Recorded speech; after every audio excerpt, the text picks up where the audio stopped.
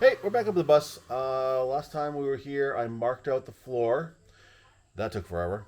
We ran out of time, so we didn't route it. So we're going to route the floor today, which just means I'm literally going to take a router and go up and down all those lines that I drew out. That 200 and some odd feet of line needs to get routed.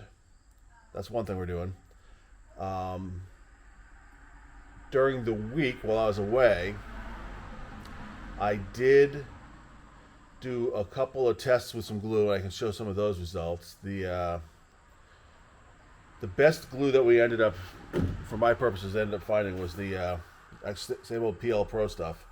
What I do is I spread it out with a notched trowel, and that'll hold down some of the heat distribution that we're going to do. So after we notch it, we're going to set up some heat distribution to kind of spread some of the heat across the floor more evenly. And then we're going to try gluing in pecs. I'd love to get that done today. Stretch goal is to get some plywood put back down again, but we'll see if that happens. For now, I am going to set the depth on my rotor, make sure that's both the right length or right depth, so that we get a nice good fit. And then we're going to start routing and see how much of a mess we make. Here we go.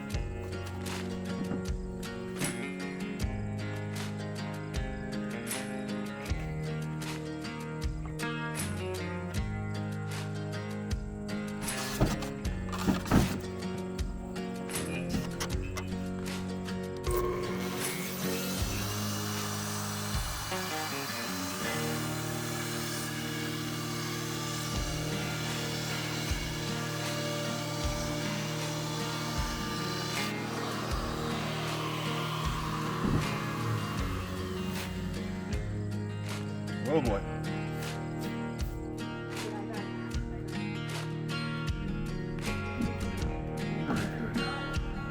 Alright, so I am. Which direction?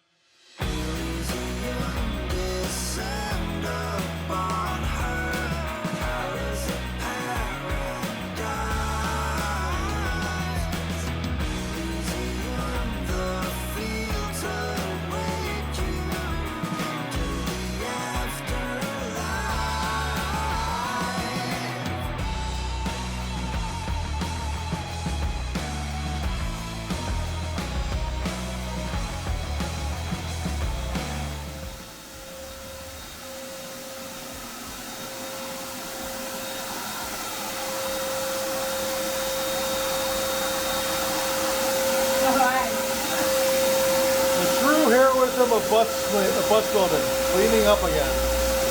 Seems to be my task for the whole removal. Now it's foam removal. Sticker removal, foam removal. Okie dokie. So, Sue has finished cleaning. I finished roading. We now have a whole bunch of channels in the floor. The issue that we have, or the next thing to do, is to make sure that we can get the hose back out of the floor. And we're going to do that by drilling through one of the channels and then down through the bottom of the bus. And that's how we'll get the hose into and out of the bus. I've chosen to do it just under where our couch is going to go because we can get to it later if we need to.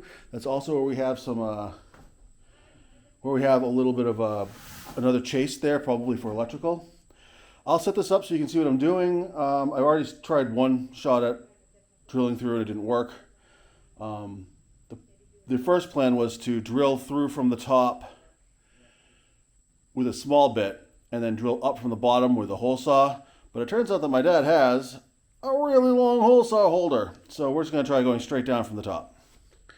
I do think I'm going to melt a bunch of this foam though doing this, which is probably not super healthy, but that's why the bus is open now. Contain the mess when we were roading, vent the fumes now that we're not. Here we go. Do I have a task right now? All right, the second. Okay.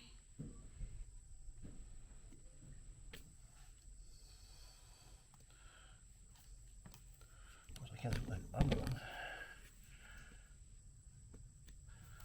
There we go.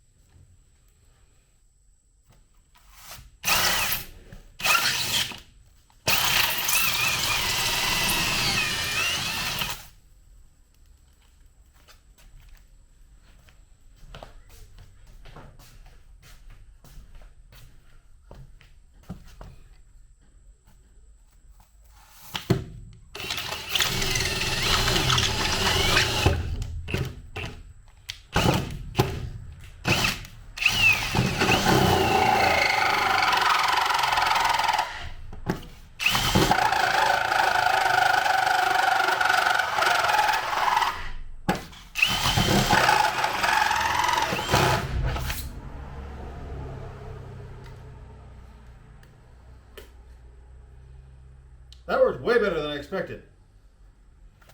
Good.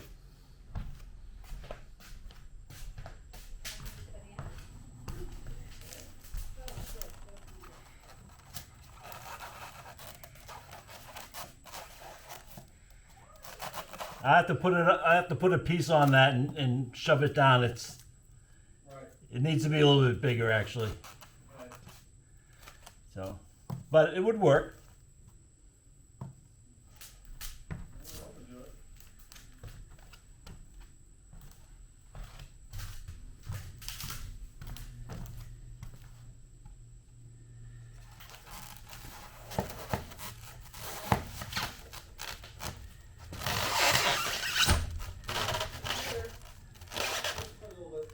Huh?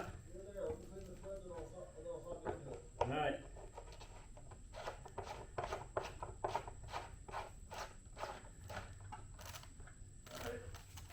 All right, I'm gonna pull it out. Okay. Very nice chase. Yeah, we'll just elongate the sweep on that, and you'll be fine. Okay, we've now routed the floor, and we have made an access hole for our hydronic hoses that I'll need to still modify a little bit when we start running the hose for real, but the hole's there now. We put a nipple in it to have a little bit of chafe prevention. So the next thing that we are going to do, though I don't think we have to do, pardon me, is put in some heat spreaders. The thing is, tilts down please. The thing is, while heat spreaders aren't expensive, I'm not 100% sure they're even necessary in this application. We should be able to just run our hose in the floor, and it'll eventually spread out. So they're nice to have.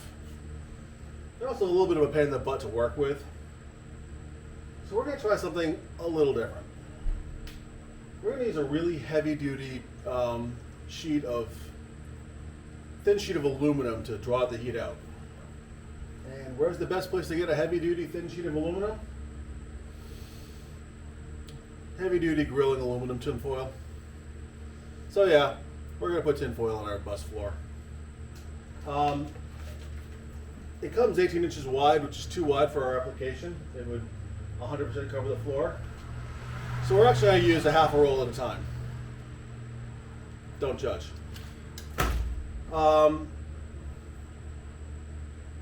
The one downside is that, of course, I don't want that to become a shear point between the plywood and the foam. So we are going to actually end up gluing down the aluminum foil and then gluing the aluminum foil, or gluing the plywood to the aluminum foil. So it's a little bit more glue. What else to say about that? I did some tests. I'll show you the footage. The best glue we found was actually this stuff. All of the chemical-based, all the solvent-based glues eat the foam. They destroy the foam. So we don't use those. This stuff is fine for the foam. When I tested it, about a third of the time it would fail at the glue joint, which will happen. About a third of the time it would cause the tinfoil to fail. And about a third of the time it would cause the foam to fail. Which tells me that it's about the right balance of adhesive. So that's what we're going to do. We're going to get down on our hands and knees. We are going to use a section of the tube to tuck a section of the tinfoil into the straightaway. And then we're going to go down on either side, put a strip of glue, spread that glue with a notched trowel, and smoosh, technical term, the tinfoil into it. That's the plan. Here we go.